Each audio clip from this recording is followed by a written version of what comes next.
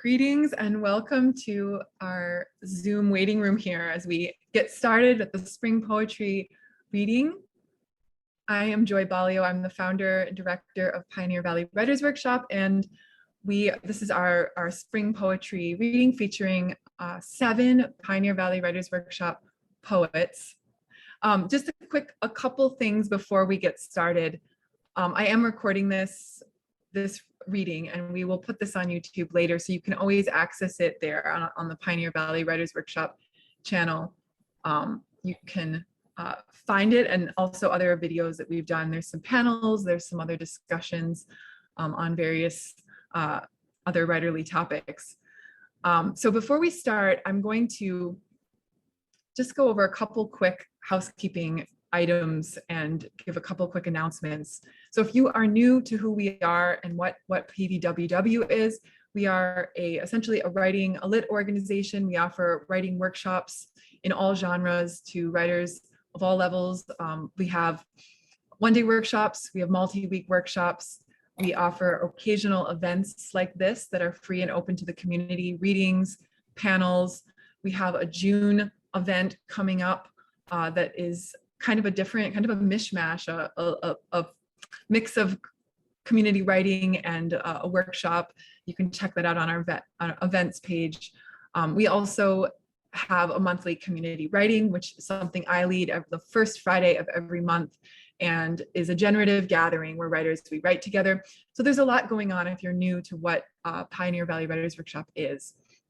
I also will say that if you are new to what we do, the best way to start is to just check out our workshops page, which I will share in the chat right now. And that is the list of all of our upcoming workshops, mostly spring and early summer workshops. Each season we release a new lineup of workshops, so that's always changing. For today, some of the featured poets actually have classes on our workshops, on our upcoming workshops list.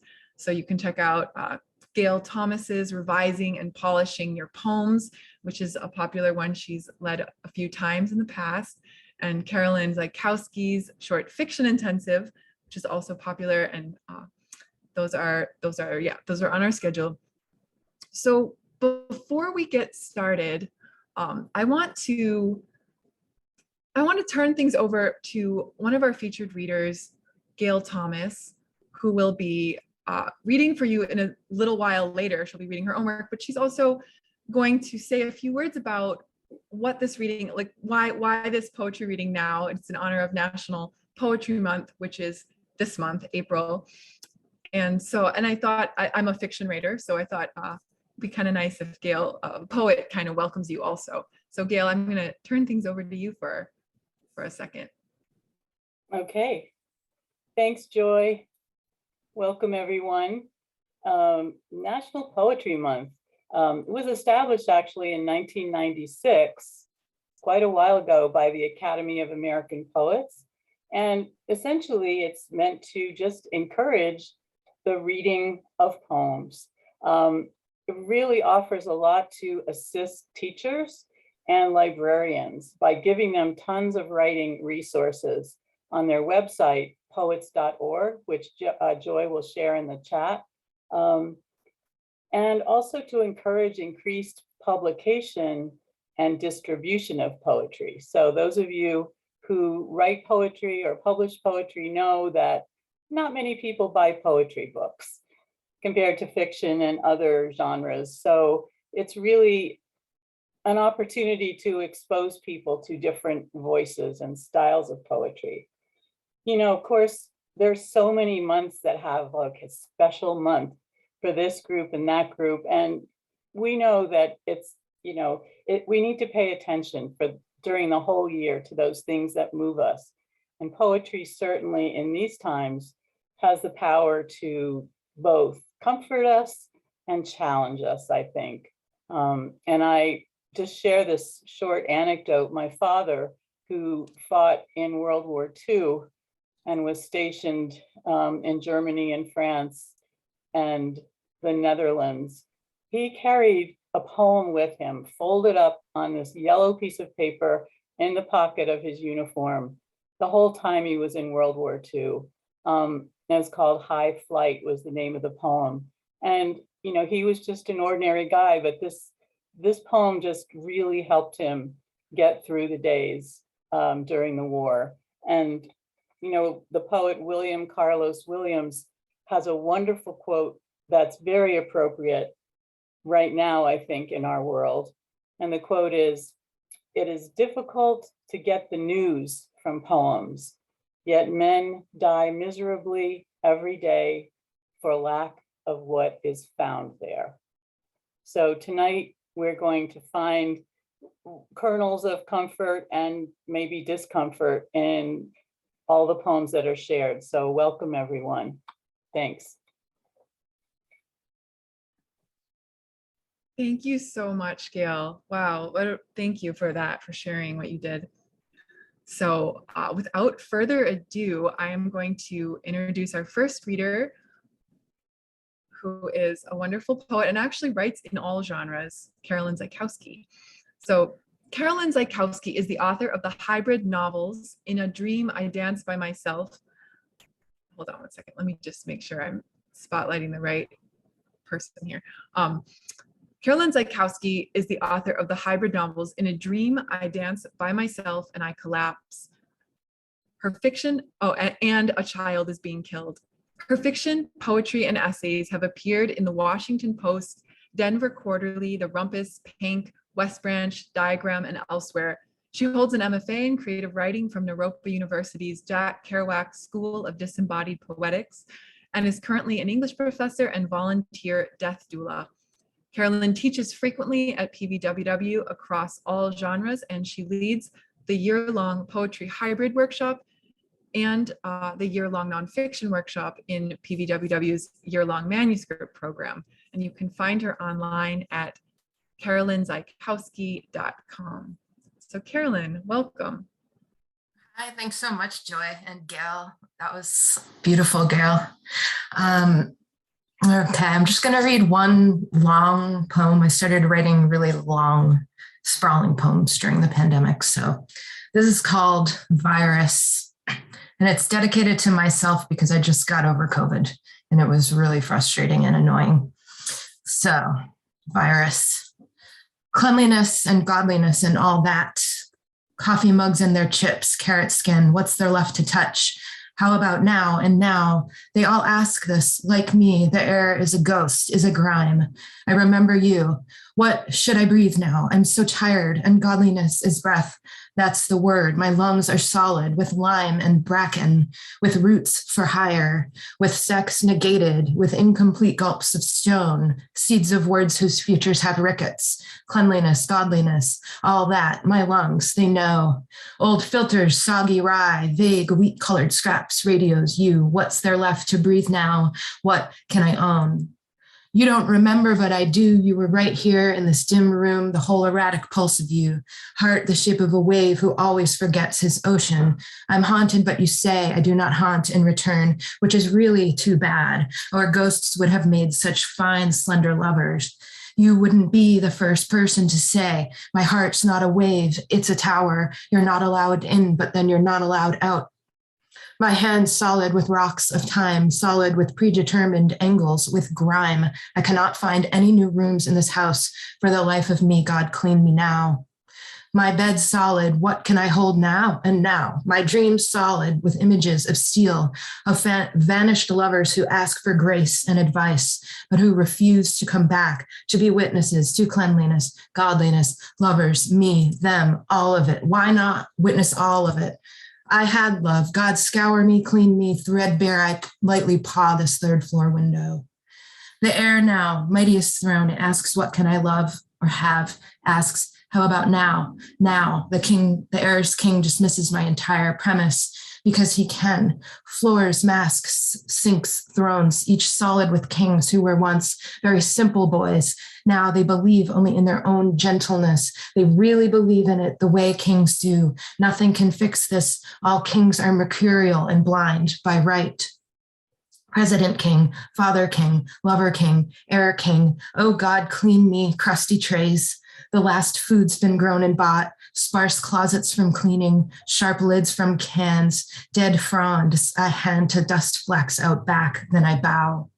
What will rust now? Everyone's asking. This is the last jagged lid. This, the last dull leaf from the palm I killed. These scissors in pieces, these, the batteries. They bleed out blunt little bodies that they are. They belong in a hospital. I filled jars with water. I'm not sure why. I searched for new batteries I didn't need. For many days, I ate only pears and drank electrolytes. My mind's room populated with stray cats, Buddhas, water ferns tenderly planted. The room that's a kitchen is overrun with sink after sink, overrun with godliness, a hall of dusty mirrors of you, overrun with tongues mistaken for sponges, tasting every last wave sink and tower. But I remember you, our lungs together in a mirror, breathing, dreaming slowly at something. Now I can't breathe you or dream you either. You're just a ghost, which is different from breath or dreams, even though I can put my hand through all three. My dream's a metropolis of wide gears and emotional mange. Your cold coffee, I saved it, it got more bitter. Your lotions, your lie, your fishbowl, submerged statuettes. What do you want me to do? The smell of your hair so I didn't wash my blanket? You can call me strange. The only difference between me and most is I confess things. I'm so tired, cleanliness, etc. What's even left to clean in any house, street, or body? Tell me. Some tyrant or oversoul keeps giving me lessons I've already learned. I'm tired. Just tell me the answer. I'm tired. A spring vintage jacket never worn, apple cores, ants, soap stains, all these forsaken plastics, this light bulb, this cane. My loose hair all goes in the trash. With fervor, I search for and collect it. I have love. I am told it's in the shape of a puzzle piece, but no one's virtue is patience. I, moldy, I'm no one's lost object, never have been. That's just not such stuff as I am made of. Through this window, no eyes pierce mine back. At night, cosmic orphans throw themselves at whatever given nova. I watch them. They ask the air and the God, do I exist? I mean, physically, do I exist? I mean, literally, if someone touched me, would they put their hand right through me without recognizing? And so on. You say, I am not a gentle king who objectively observes emotional estates, mental fields. As you know, I am a mad queen, as all queens are. I shouldn't fancy my porch a balcony. If I challenge these declarations, I prove them, a fine trick. Silence is king, is godliness, etc. I look out the window.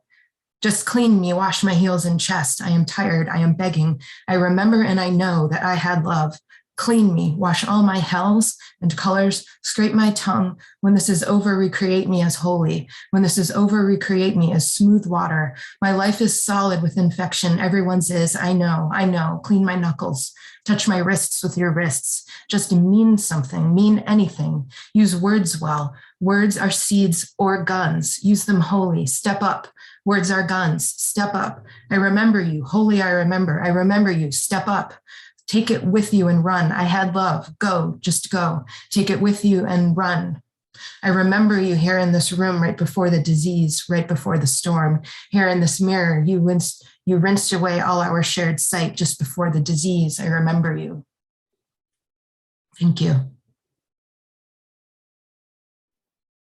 Wow, thank you so much. Oh my gosh, I love how you read it, and I also love this. I almost got this sense of like just this cosmic illustration of like containing like a painting containing everything. Like it had so much in it, and it felt so visceral and filled with like the universe, and also just this like desperation. Yeah, I'm not gonna sit here analyzing it, but I really loved it. That was wonderful. Thank you so much.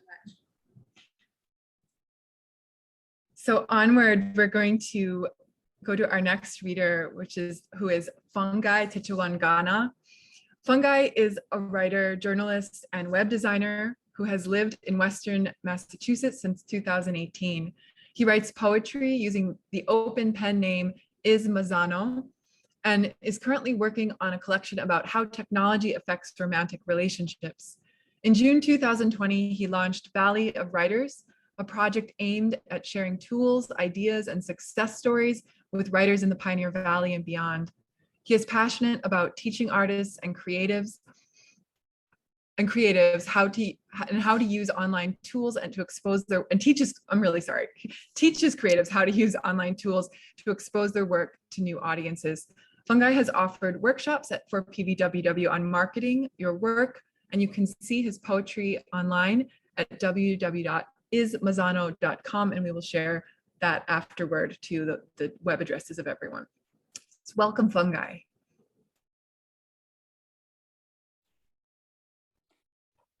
Thank you, Joy. Thank you very much. Thank you everyone for being here. As Joy said, I'm working on a collection of poetry that explores the idea of relationships in an age where so much of a relationship can take place online. And I will read 3 short poems this evening from that collection.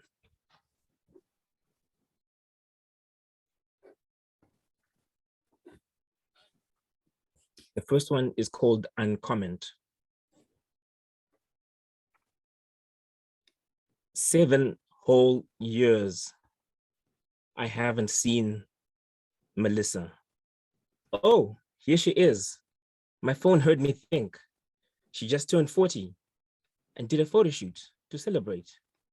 Shared it with the caption, "Thank God for life." I typed my comment, "Hot damn." Backspace, backspace, backspace, backspace, backspace, backspace.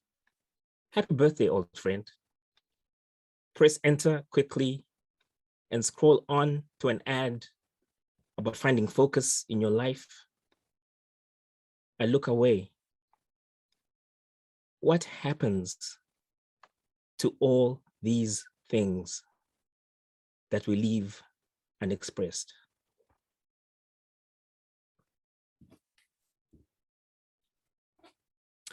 The second poem is called The Right to Not See.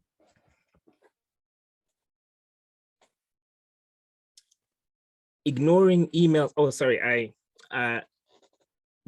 Full a disclaimer before I go ahead that when in doubt, assume that these poems are not autobiographical. The Right to Not See. Ignoring emails and texts from the people we know is a type of violence. It is also a form of self-preservation. Sometimes the inbox is too heavy a place. A fire hose of sendings carrying other people's crises to foist them upon you, force you to respond. How do you decide the shape of your day when at any moment now, ding,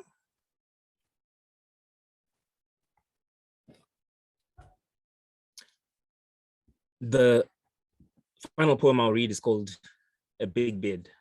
A big bid. A big bid. A big bid.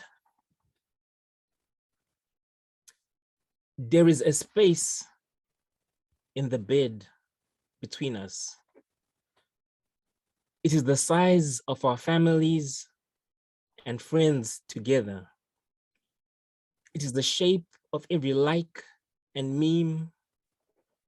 It is the sound of just one more video that needs to be watched while passion ferments.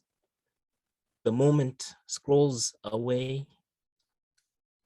Control Z, Command Z, the timeline only goes forward. We lost last night and the one before to our high school friends while they had their conversations and meltdowns and victories in our bedroom. Control Z, Command Z, 4 walls that do nothing to keep the world out.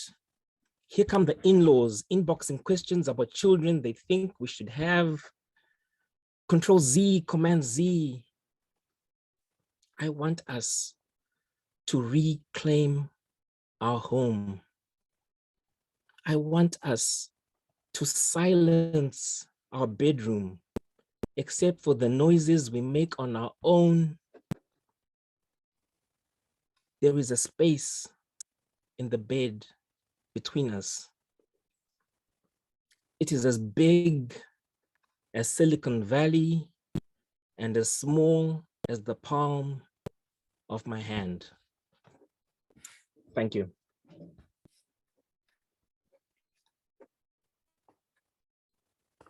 Thank you so much, Fungi. Wow, so much. Wow, that's so innovative how you use the sounds of our devices. And yeah, just so much to think about. Really, really interesting.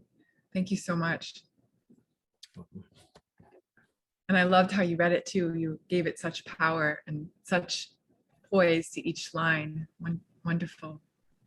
Thank you.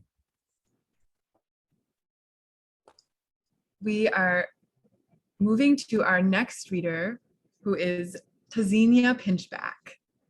Tazinia writes the Black woman body in nature, in illness, and in joy as a deliberate act.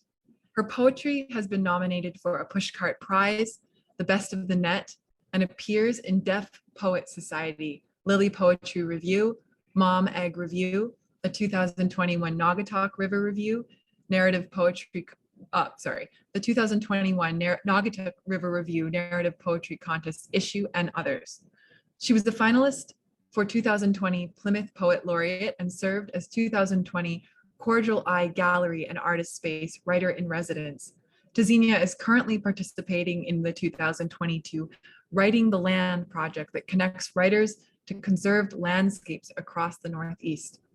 And her blog is at TaziniaPinchback.com, and I will again share that later. Welcome, Tazinia. Hello. Really excited to be here. I have a great space in my heart for Pioneer Valley Writers Workshop. I just finished the year-long manuscript workshop, and it was amazing. So I'm currently working on an anti-memoir, and I can see Carolyn in my mind winking at that statement. So I'm going to read 3 pieces from that. And in the spirit of National Poetry Month, 1 or 2 of these might be in progress, so might not be final.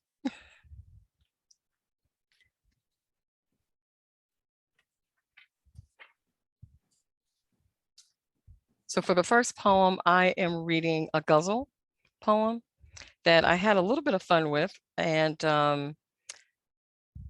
let's get into it. Song for the Sacred and the Profane. Before the knowledge of pain, man heard the call of sugar. Skin of innocence shed, Eve built her altar to sugar. I plant one thing of beauty in my garden, no nightshades, a stone path to a tree that explodes in spring with sugar. Johnny Appleseed was a capitalist, not a saint. His ministry modest, quick, cheap, high, land and sugar. The rich cousins out east had lakeside homes and horses. Us, endless summer and a tide chasing mutt named Sugar. Shacked up 2 weeks, the North Ridge quake jolted us from bed. We hid in the pantry beneath burlap sacks of rice and sugar. Tea cake took her from wealth to the swamp. She learned the weight of machete and making love in fields of sugar. Returning home with no man, no money, she said, "Go on, talk. I've been to the horizon, seen God. He poured tea with sugar." My daughter mastered French macarons the year she came out. "Be kind," she whispers, dusting each with rainbows and sugar. I say, pointing to a photograph, cancer stole my beauty and erase the origins of my scars, shame, not sugar. The night Toni Morrison died, I awoke tethered to the sting of needles, dredging my blood, dense with sugar. Malady of being half girl, half stone, from the waist down, womb gone cold, pancreas confused what to make of sugar. In the end, Tazinia, we are all made whole in heaven, but on earth, you know, these Black bodies ferment to sugar.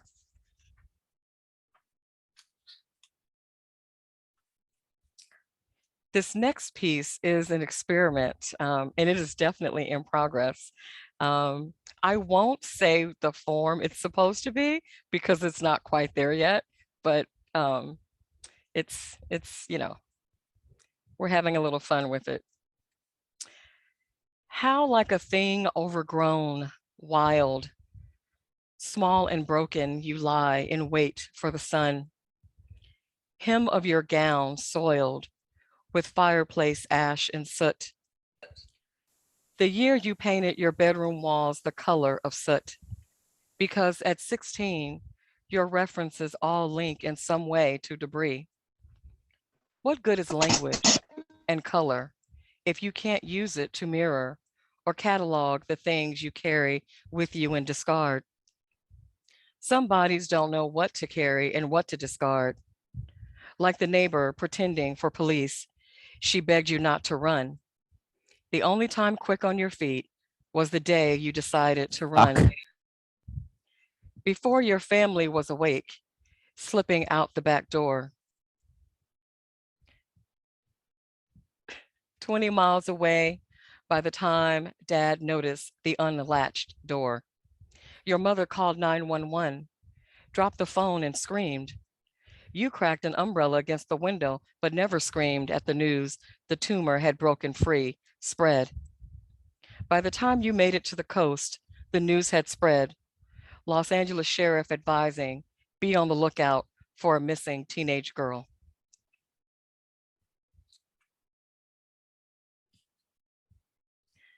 And then the last piece is a name poem.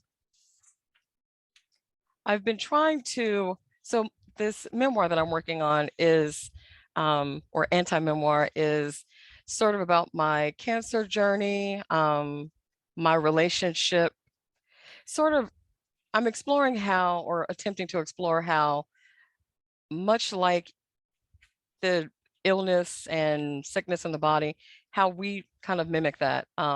So I'm playing around with ideas of like my adolescence, running away from home, kind of being wild, feral, and just how these things, much like cancer, it overgrows, it's out of control.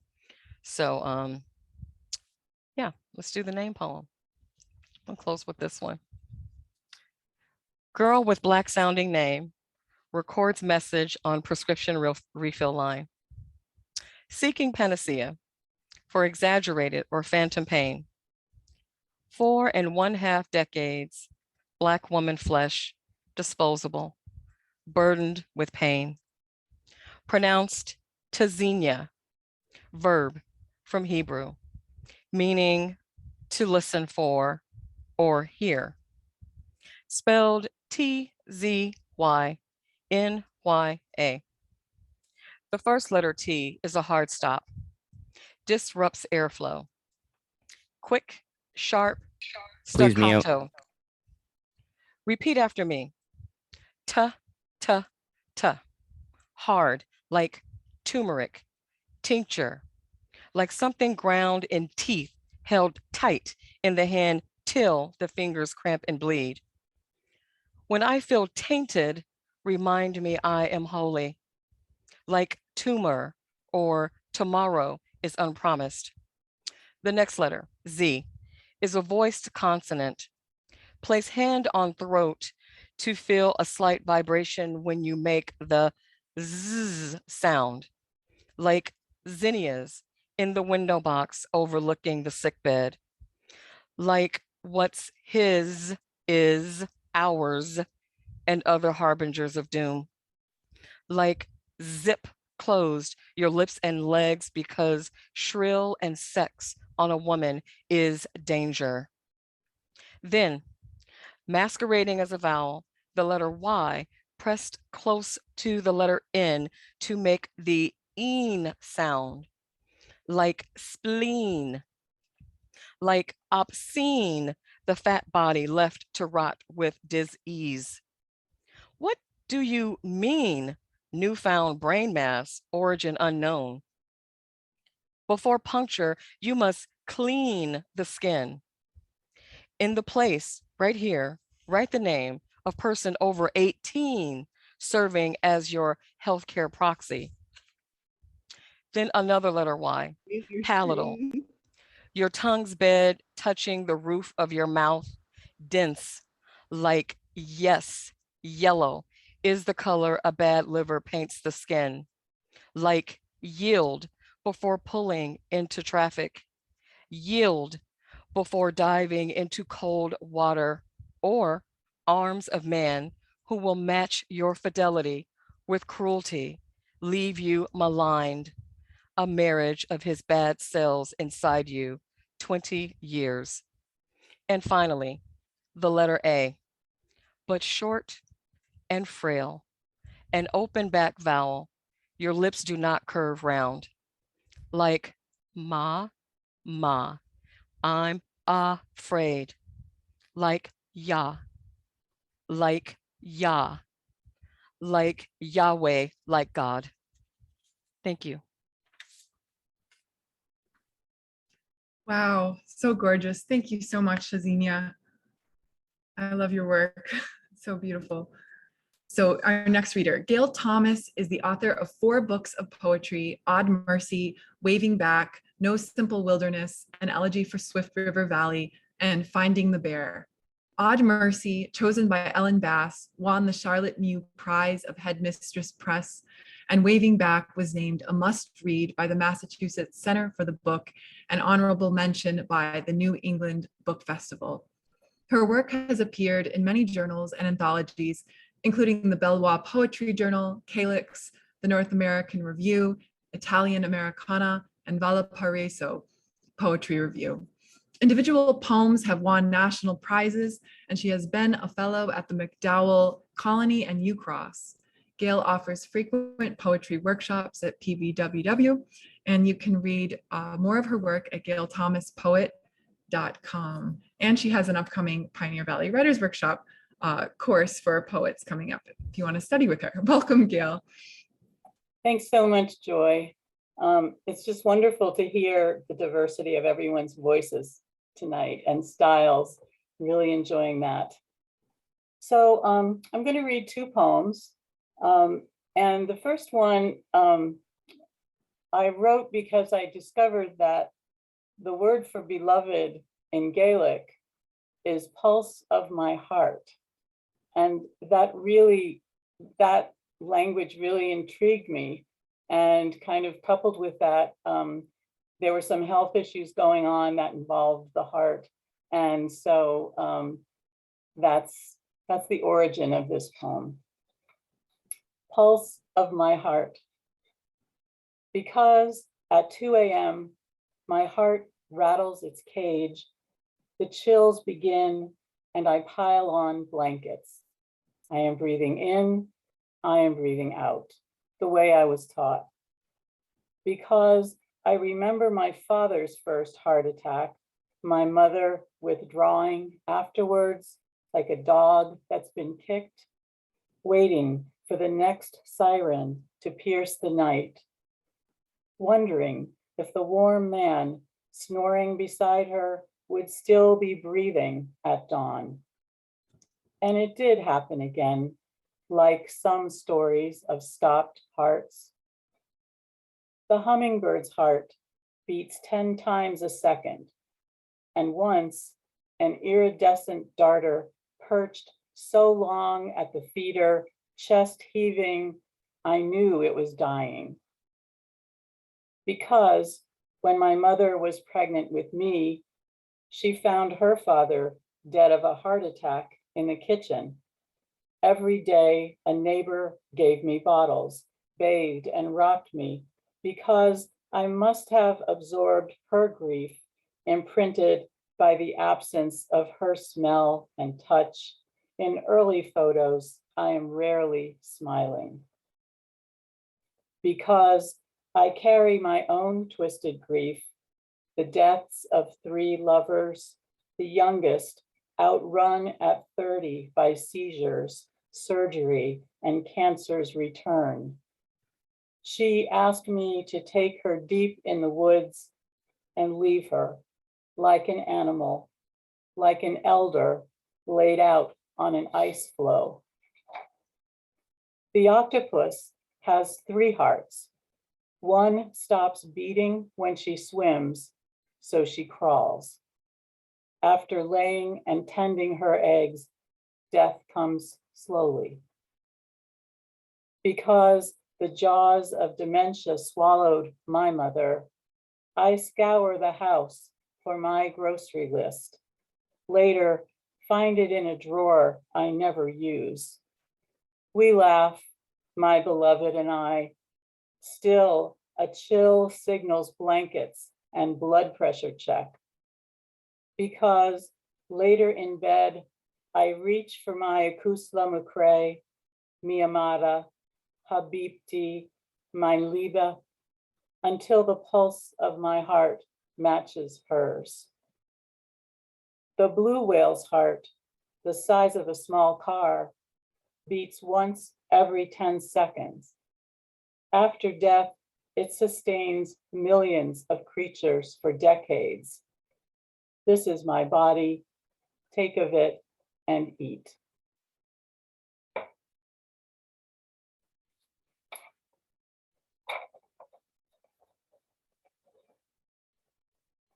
And this poem references something that you all may have read in the news in the last few months of something that happened on Cape Cod.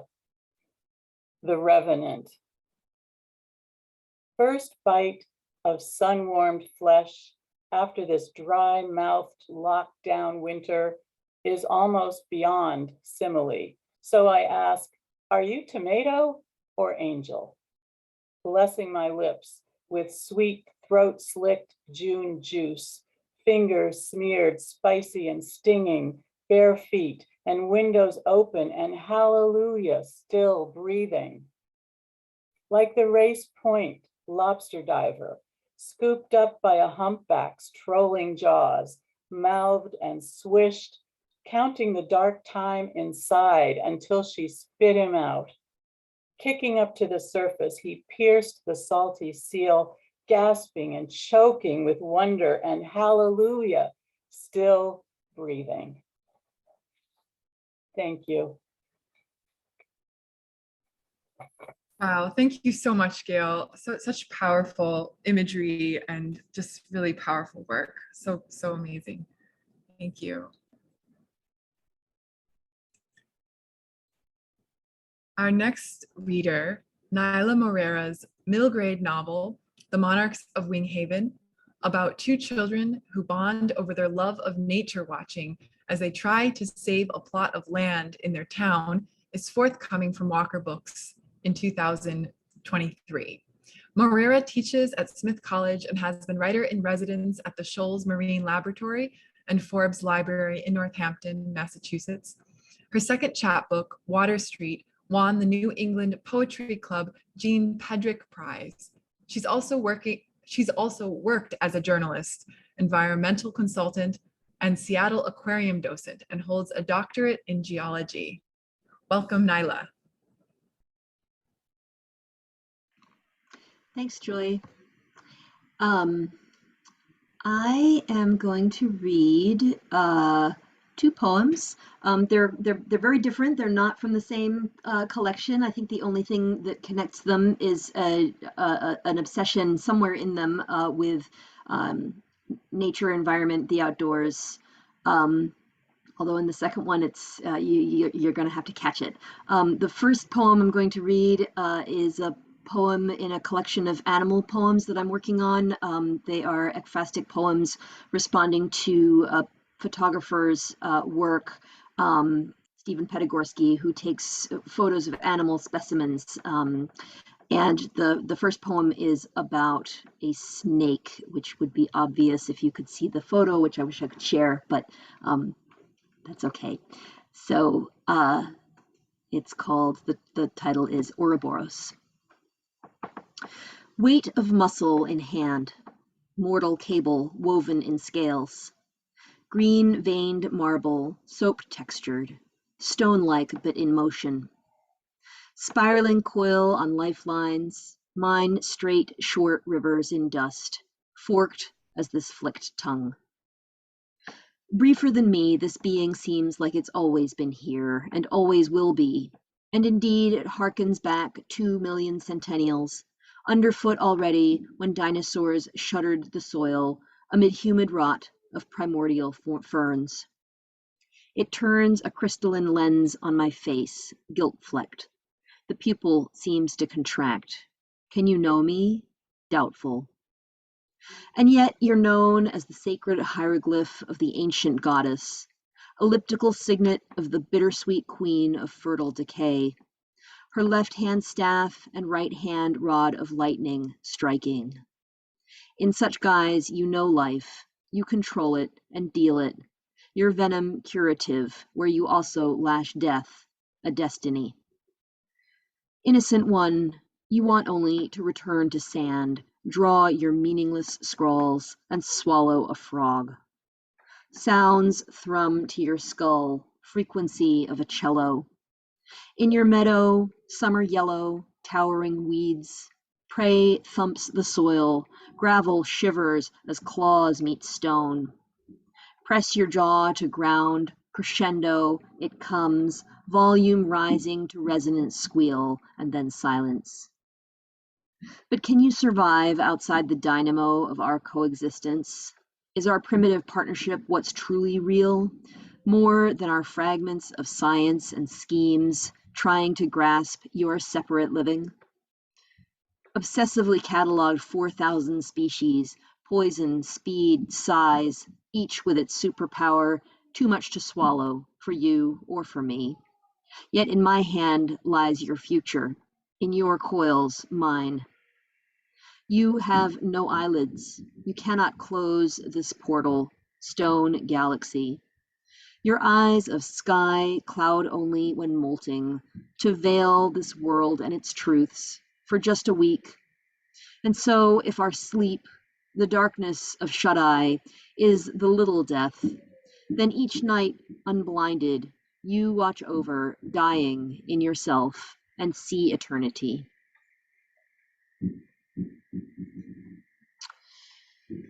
So my second poem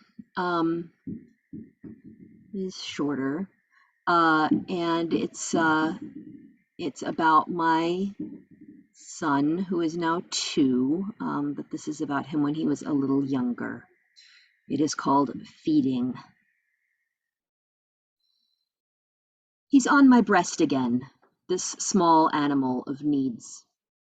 Each other hour I face him, or rather he me, and I look down, holding him in place, his place, the one he assumes will be there, takes as his right, and once in a while pops off to arch and stare backward at the world, that too will be his someday, an oyster to unpeel and gather the nub, in his warm mouth to suck or polish as he deems fit.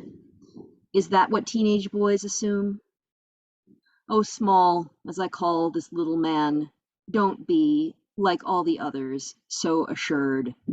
I am your slave by choice and not necessity. Still, again, my heart whispers an old refrain that I find I chose, but still must fight. The soil of me is his to eat.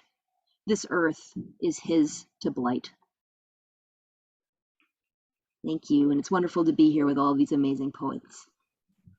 Wow. Oh my gosh. The imagery, Naila, of the earth and the I just like felt it in my body. Just incredible. Thank you. Everyone's readings have just completely blown me away, and I want to read more. I want to hear more. We're going to our penultimate reader. Adam Grabowski is the author of the chapbook Go On Bewilderment from Attack Bear Press in 2020.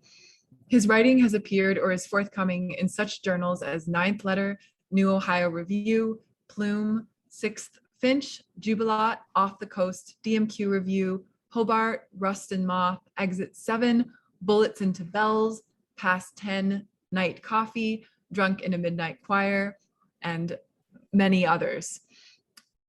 He is a multiple pushcart nominee and the recipient of a 2021 Parent Writer Fellowship from the Martha's Vineyard Institute of Creative Writing. Adam holds an MFA in writing from Vermont College of Fine Arts, and he lives in Western Massachusetts, where he is the associate manager of the Maine Review. Welcome, Adam. Hi, everyone. How are you? Thank you very much, Joy. I'm purple tonight. That's terrible. All right, I'll be purple. I'm happy to be here, and I'm happy to be reading with such a talented group of writers tonight. I'm really blown away. And particularly my VCFA buddy, Mary Foulk, who's going to be coming up next, and I can't wait to hear what she's been working on. And I'm too vain to not be purple, so hold on.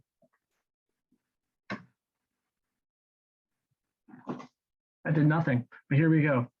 I have a number of side hustles as a poet, and I wrote this about one of my main ones. I'm going to dedicate it to Joy's sister tonight. It's called Life Model. Trade in my own ineffable, and in return, a dialogue, a body, declarative. On Wednesday mornings at Northampton Center for the Arts, I give myself over to translation, standing contrapposto for 2 minutes, for 10, recline for 1/2 hour with my ankles crossed, my neck jutted against a borrowed pillow. I am circles, the unseen meat of muscle, the long line from shoulder to toe. I've been naked, plenty.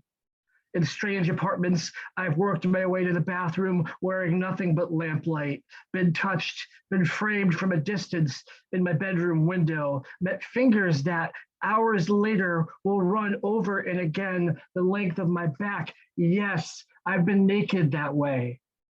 Though here, up on the dais, frozen despite the heat lamp burning my thighs, I am not naked, I'm nude.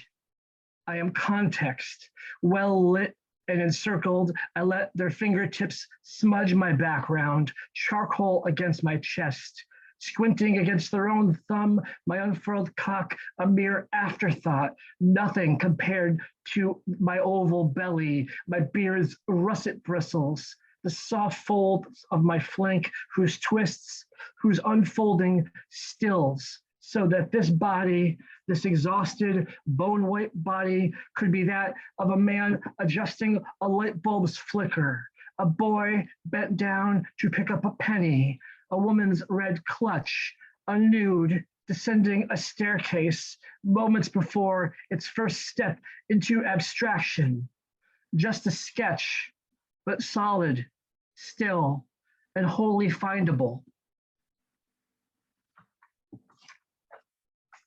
I tend to zone out when I read these things, and so whenever it's long, I worry that my microphone's been off the whole time and everyone's been waving at me. So I'm happy to see that's not true. I'm going to read 2 more. They're very new.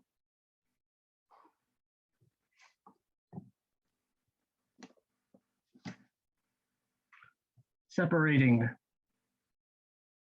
Though you found me, chose me, and slipped yourself inside, you pull me off of you now like a wedding gown set on fire.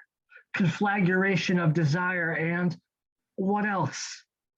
In this home we've made of children and our howling, you left. A slow suitcase packed with so few essentials, you're bound to return. This dress, that diary, and what else is there for me to do but gather each decision made together and swallow what needs swallowing, jab hard at what can't be swallowed, bring the rest into my breastbone and hold it there until I decide what to do next. Outside, in front of the garage, in the shivering floodlight, a handful of boxes and myself on fire. Actually, it's burning. I got lost. Burning, and myself burning.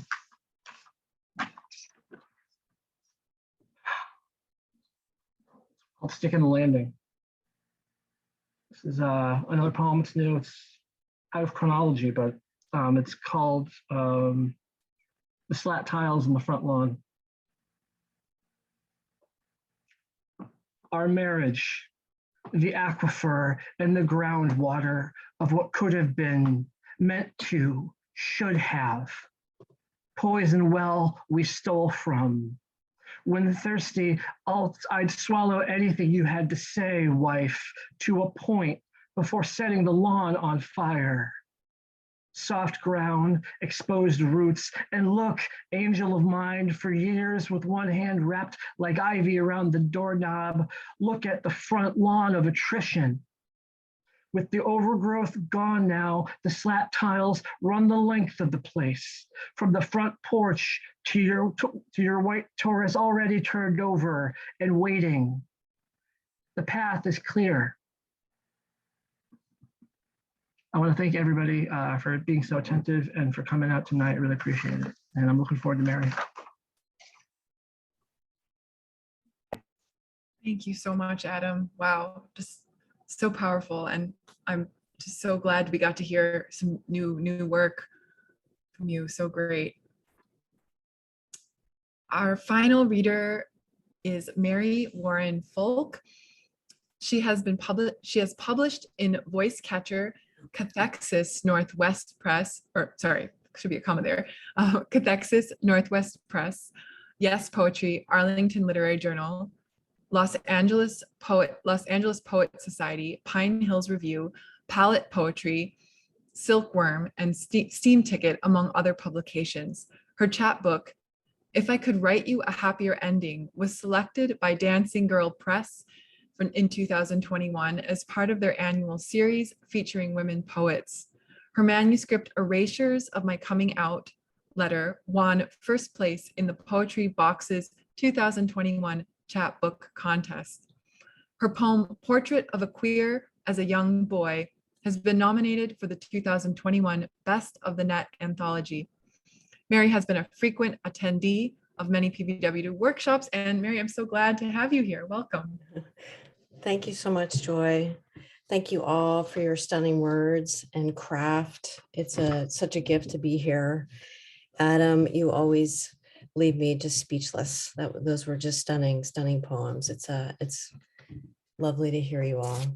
And Joy, just again, thank you again for tonight, for celebrating poets and poetry, and for the haven that you created, that is PVWW. Thank you. I'm going to read two poems from my chapbook, If I Could Write You a Happier Ending. I also want to make special mention to Gail. Gail really helped me find and nurture and evolve these poems. I'm very, very grateful to her coaching and feedback. I wrote these poems when I was doing a study of Anne Carson's Knox and Marie Howe's What the Living Do. And the collection starts with a quote from Knox. A brother never ends. I prowl him, he does not end. The first poem is called Portrait of a Queer as a Young Boy, after Dinez Smith. Imagine a peacock upon seeing other peafowl, hiding its gorgeous feathered train, desirous for camouflage, perhaps even adoption by another related species, like common quail, that blend into their natural surroundings, heard much more than seen. Imagine rainbows seeking radiance beyond a raindrop. You don't like your young boy's reflection. Scratch your face to make it new.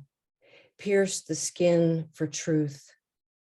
See the scars of that clawing, the shedding of skin.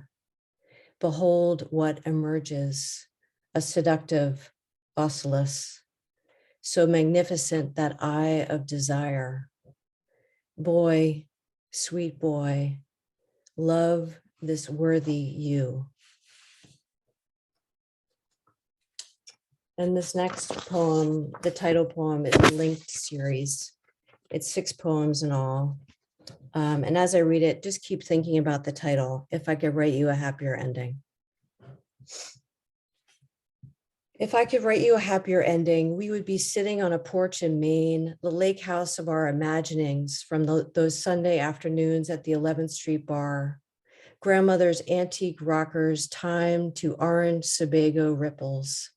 Toasts of Chardonnay to our mother, who loved us as best she could. Sounds of our partners making dinner, and in the background hummed commentary on our shared sibling language, our knowing looks of queer childhood survival. My children begging for an uncle's story, not the one dissolving slowly in its silver frame. 2. The story would be alive in its silver frame, smiling from my camera, the beautiful boy freed to be the right kind of boy, to be the right kind of man, a marching queen shawled by rainbows and a lover's tender hands. Gone the days of urgent cocks in graffitied stalls, bar shadows of nameless numbers who never called, a closet that swallowed you whole. Then cremation's fire, then mute dirt. Your heart attack at 40. These attacks, your heart, just 40. 3.